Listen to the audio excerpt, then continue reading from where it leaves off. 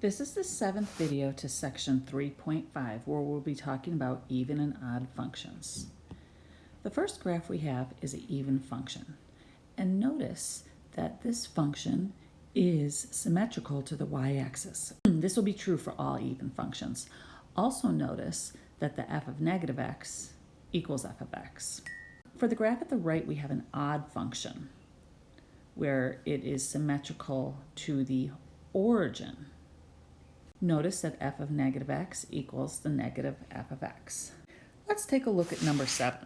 We're asked to see if this function is even, odd, or maybe it's neither. If this function is even, that means that the f of x will equal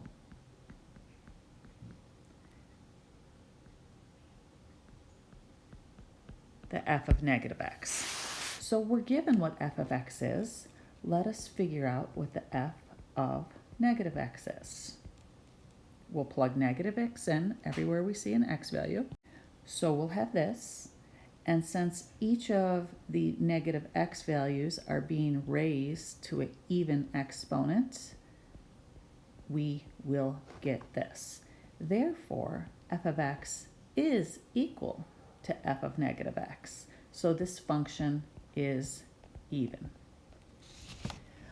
Let's do the same thing for number 9. Let's check if this function is even first. And like number 8, if the function is even, that means the f of x equals the f of negative x.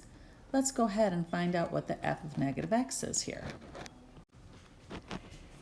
And we'll notice from here that the f of negative x will equal this. And this is not equal. F of x and f of negative x are not equal. So this function will not be even. Now let's check to see if the function is odd. If the function is odd, f of negative x will equal negative f of x. We already know what f of negative x equals. So let's find out what negative f of x is.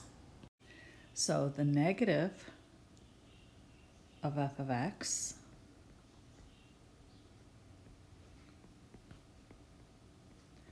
will equal this. And notice that these two are not equal to each other. Therefore, this function is not even and it's not odd. This function will be neither.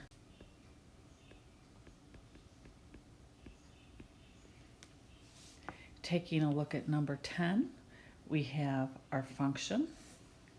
Let's go ahead and find the f of negative x to see if this function could possibly be even. We'll plug negative x into each x value.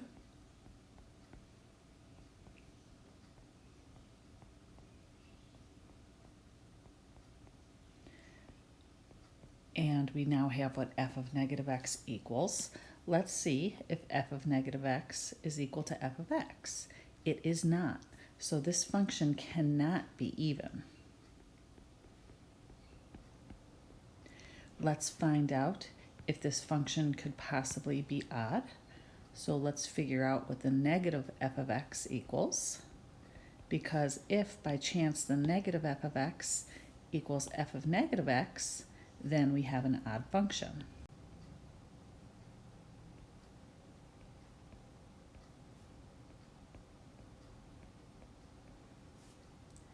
And we'll see here that these two functions are equal to each other. And since f of negative x does certainly equal negative f of x, we have an odd function.